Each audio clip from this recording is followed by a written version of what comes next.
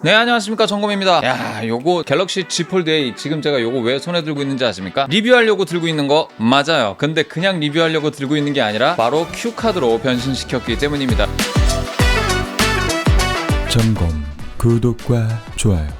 자, 일단 첫 번째로 제가 주로 사용하고 있는 아이폰의 자리를 내줄 수 있을 것만 같은 느낌을 아주 강렬하게 받았습니다. 실제로 댓글 달아주신 분들 중에도 평생 나는 앱 등이었는데 이번에 이 갤럭시 Z 폴드 8 요거 사이즈 보고 나는 넘어가야 되겠다라고 댓글 달아주신 분들이 몇 분 계시거든요. 7월 20일 언팩이 있었고요. 7월 28일 녹화일 기준으로 오늘 0시였습니다. 딱 0시에 신규 물량이 열리기 시작을 했고 할인 행사가 지금 열리고 있는 중입니다. 사실 생각 있으시다면 주문 서두르시는 거를 추천드리고요. 자, 일단 이 제품에 대한 가장 중요한 포인트, 성능에 대한 이야기 먼저 해보도록 하겠습니다.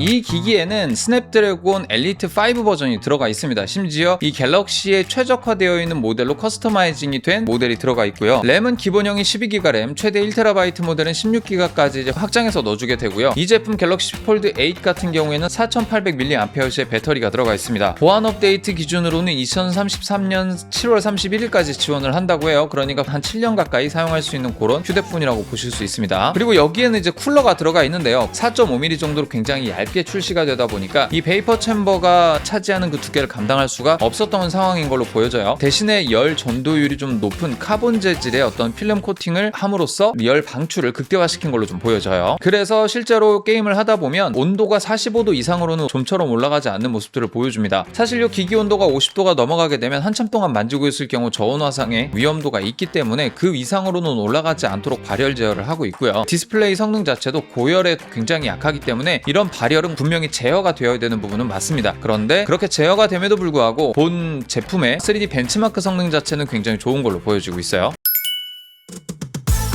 이 제품에서는 평균 30프레임 정도가 최상위 수준인 것 같더라고요. 나름대로 조금 버벅이는 느낌은 들긴 들지만 그럼에도 불구하고 게임을 진행하는 데 있어서는 큰 문제는 없었다는 거예요. 성능 모드로 놓고 게임을 하나, 일반 모드로 놓고 게임을 하나, 그렇게 큰 차이가 없습니다. 그래서 옵션 타협을 꼭 하시고 게임을 진행하셔야 될 걸로 보여져요. 좀 객관적인 지표를 하나 가지고 왔습니다. 3D 마크라는 앱이 있어요. 아이폰 자체가 최대 피크 점수 5600점대가 나올 때 지금 이 갤럭시 폴드 8은 5900점대까지가 나오더라고요. 스튜디오가 바뀌었죠. 리뷰를 막 제작을 하다가 추가 촬영을 좀 진행을 하고 있습니다. 3D 마크 벤치마크 점수는 그대로 들어가는 게 맞고요. 진짜 이 제품이 역대급 AP로 나왔다라고 하는 게 좀 실감이 되기는 하는 부분이에요. 그리고 실제로 3D 마크라는 앱상에서 돌아가는 그 3D 프로그램의 그 유려함, 그리고 그 막 부드러움, 이런 거 보면은 뒤에 거 진짜로 엄청 잘 돌아가, 부드럽게. 근데 아이폰으로 돌잖아요. 프레임 드랍이 보입니다. 30프레임 미만으로 떨어져서 버벅거리고 있는 게 보여. 그래서 야, 이거 아이폰보다 진짜 스냅드래곤 엘리트 5 4 갤럭시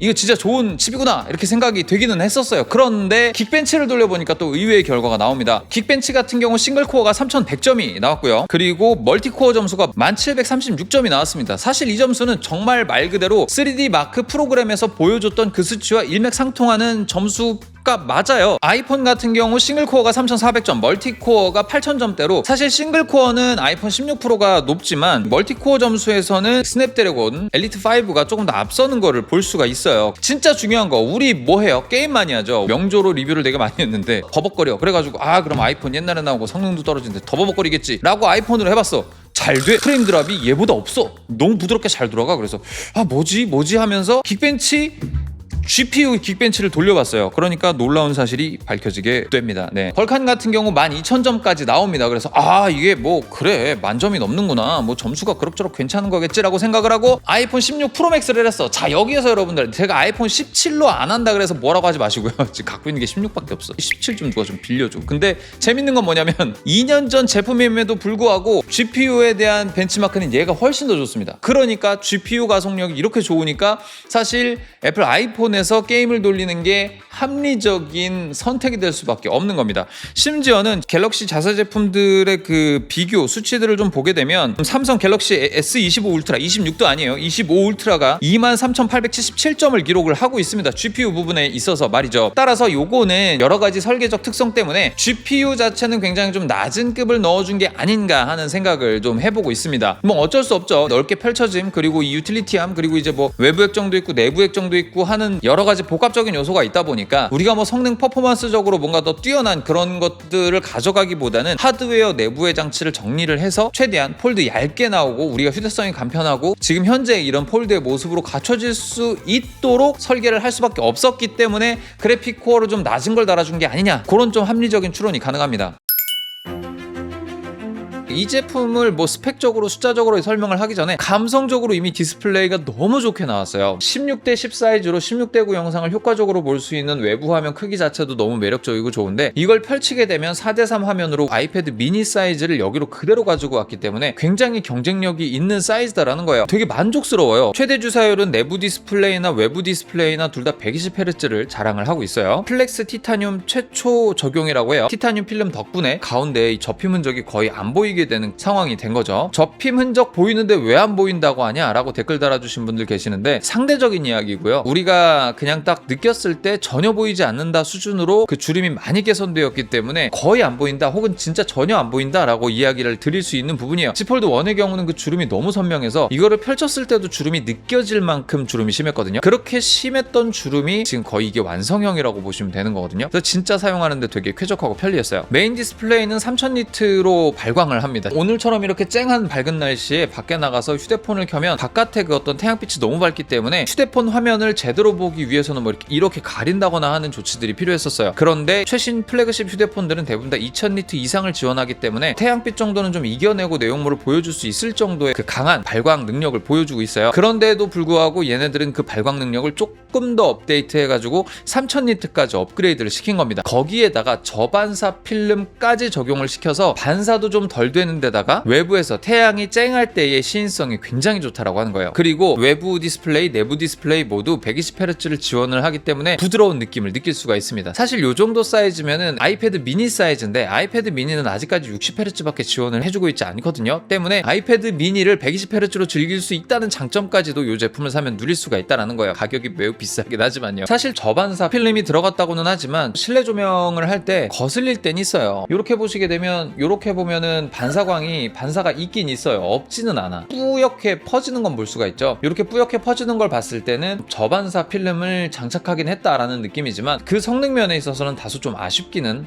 한 부분은 있기는 합니다. 그래도 예전에 완전 반뜩반뜩한 그런 거울 같은 쨍한 패널보다는 훨씬 나은 성능을 보여주고 있다는 거예요.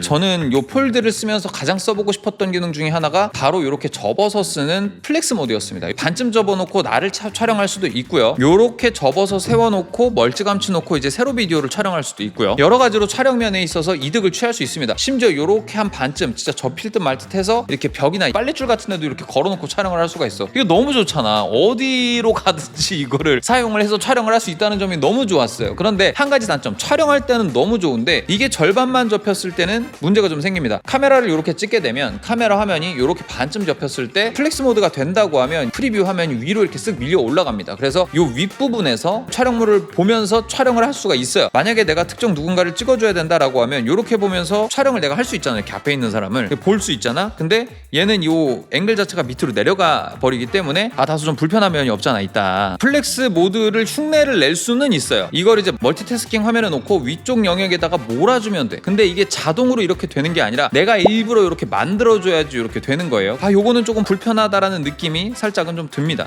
그리고 그 정도 안 돼. 90도가 넘어가게 되면 지가 이렇게 퍽 펴져버려. 그래서 한 요 정도 90도보다 좀 미만 예각으로 놓고 촬영을 해야 정상적으로 얘가 버텨주게 되는 그런 구조가 되는 겁니다. 이렇게 찍는 거는 편법을 쓰면 가능하다. 플렉스 모드 비슷하게는 할 수 있지만 플렉스 모드가 적극적으로 지원이 되지 않는다는 면에서는 불편한 면이 없지 않아 있습니다. 그래서 굳이 이거 이렇게까지 사용자들에게 끝 나누기를 할 필요가 있냐? 나중에 펌웨어로 업데이트 해주기를 강력히 규탄은 아니고 강력히 요구하는 바입니다. 해줘. 한두 푼도 아니잖아. 220만원짜리인데 이거.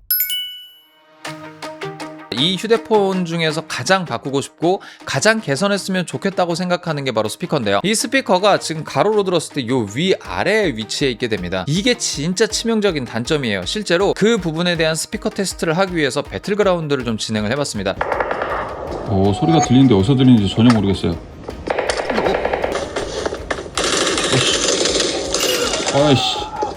아 저리 갔었네. 아 많은 분들이 댓글을 달아주시는 걸 보니까 누가 이걸로 사프를 하냐. 그런데 이제 우리가 배틀그라운드 할 때 유선 이어폰은 우리가 상시 휴대하진 않아요. 이거 좋아하시는 분들은 뭐 가지고 다니실 수도 있는데 가끔가다 없을 때도 있어. 그러면 집안에서 혼자 있는데 뭐 유선 이어폰 또 어디 처박혀 있는지 어떻게 알아요? 무선 이어폰을 갖다 꼽기도 귀찮은 상황이 있을 수 있어요. 집에서 그냥 누워가지고 소파에 누워가지고 그냥 따당따당 하면서 그냥 놀고 싶지. 근데 그런 상황에서 좌측에서 소리가 나는지 우측에서 소리가 나는지는 알아야 될 거 아니야, 그죠? 근데 전혀 구분이 안 돼. 그렇다 보니까 이건 뭐 어떻게 할 수가 없어요. 게임도 할 수가 없고 뭐 아무것도 할 수가 없어. 야, 요거는 좀 진짜 아쉬운 부분은 맞아요. 그래서 스피커 자체를 요쪽에다가 2개 달고 여기에다가 2개 달아가지고 그냥 아예 요렇게 봐도 입체감이 느껴지고 요렇게 봐도 입체감이 느껴지게 해주면 참 좋지 않았을까. 여기 스피커 여기 스피커 달아줘도 괜찮지 않았을까. 뭐 어차피 여기다가 C타입 단자 있다고 여기다 스피커 못 뚫는 거 아니잖아. 여기다가도 스피커 뚫을 수 있고 여기다 뚫을 수 있어. 그러면 스피커 여기 2개 뭐 여기 2개 이렇게 달아주면 얼마나 좋아. 얼마나 좋아. 이렇게 세로로 써도 입체감 느껴지고 가로로 써도 스피커가 입체감 느껴지고 220만 원짜리인데 이거 하나 못 달아주냐. 다음 버전에서는 반영이 되기를 기대를 해봅니다.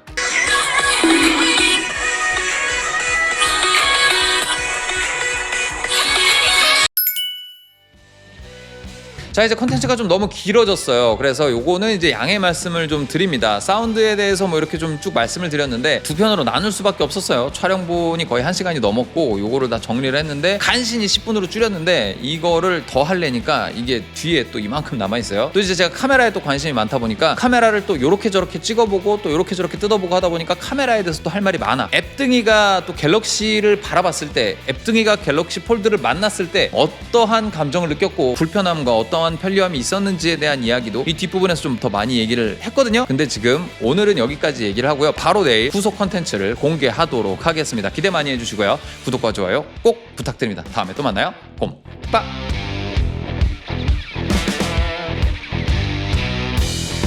나는 망원이 없어서 이 제품 안 사겠다 라고 하시는 분들도 꽤 계실 겁니다. 그리고 2억 화소가 아닌 5천만 화소만 들어가 있어서 난 안 사겠다. 이 제품에는 5천만 화소짜리 카메라가 2개만 들어가 있습니다. 망원 카메라가 빠져서 실망했다가 이 제품을 좀 이렇게 테스트를 해보면서 야, 이거 그래도 나름 신경 많이 써줘서 넣어놨네 라는 생각이 확실히 들기는 했습니다.